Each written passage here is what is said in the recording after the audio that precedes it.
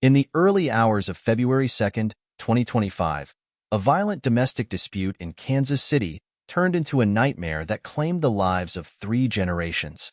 Armando Navarro Jr., 50, the ex-boyfriend of Jodie Hopcus, allegedly unleashed a barrage of gunfire that killed a mother, her daughter, and her mother, all within a single, horrifying night. We're here today to announce that Armando Navarro Jr. has been charged with 3 counts of first-degree murder, assault in the first degree, 4 counts of armed criminal action, and animal abuse after he allegedly shot and killed a family and their dog here in Platte County around midnight on February 2nd. On Sunday, February 2nd, 2025, at around 12:30 a.m., Kansas City police were dispatched to the 4100 block of Northwest 65th Street in the Northland area following a distress call from a neighbor. The caller reported hearing multiple gunshots and witnessing a frantic situation unfolding at the residence. When law enforcement arrived, they discovered a scene of utter devastation. 3 women had been fatally shot inside the home. The victims were identified as Jodie Hopcus, 49, the central figure in the dispute and the ex-girlfriend of the suspect; Hailey Hopcus, 24, Jodie's daughter; Sherri Duncan, 73, the mother of Jodie Hopcus, who lived with the family. In addition to the loss of human life, a dog present at the scene also sustained a fatal gunshot wound, a grim reminder of the brutality of the attack. This is a horrific crime. It's one of the worst crimes that I've prosecuted in my 22 years of prosecution. 3 women are dead, and a surviving victim lost her mother, her grandmother, and her sister.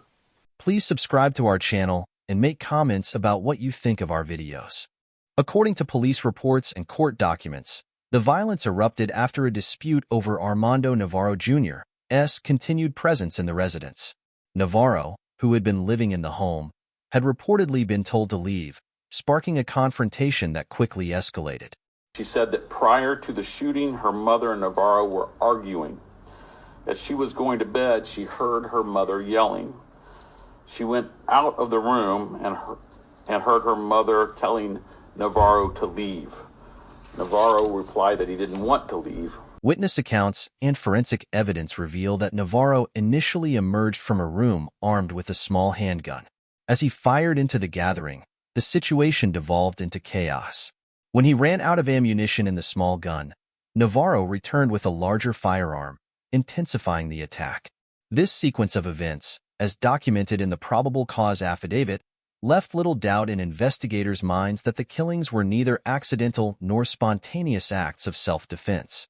After the shooting, Navarro fled the scene in a white 2020 Ford Expedition, a vehicle that belonged to one of the victims. His escape route eventually led him to Abilene, Kansas, where law enforcement later apprehended him. Following a meticulous investigation, Armando Navarro Jr. was arrested and is now facing a series of severe charges. Mr. Navarro was taken into custody in Abilene, Kansas, after he allegedly fled the scene in a vehicle that belonged to one of the victims. Detectives were able to track the vehicle to that location, and they contacted the Dickinson County Sheriff's Department regarding the vehicle. 3 counts of first-degree murder, 4 counts of armed criminal action, 1 count of first-degree assault, 1 count of animal abuse. Platte County prosecutors have indicated that the evidence points overwhelmingly toward premeditated murder, and discussions are underway regarding whether the death penalty will be sought in this high-profile case. The brutal triple homicide has left a deep scar on the Kansas City community.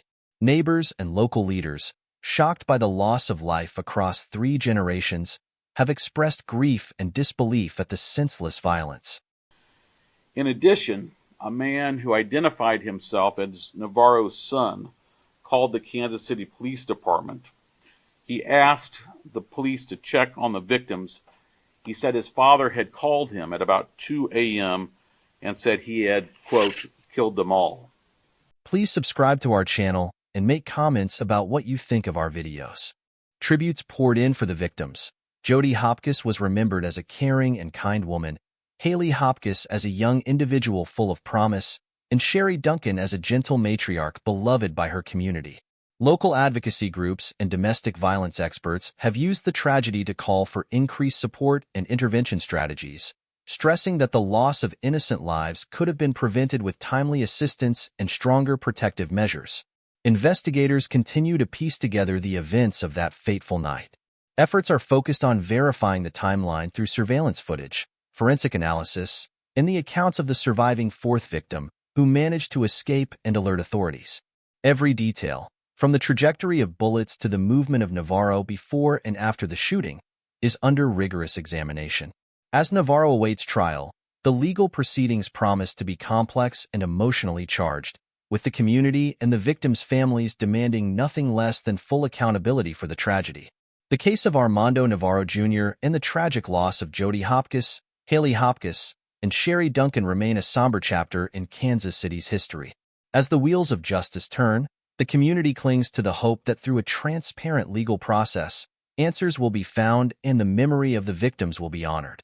In the wake of such a devastating loss, the call for improved domestic violence intervention and stronger community safeguards has never been more urgent. Please subscribe to our channel and make comments about what you think of our videos.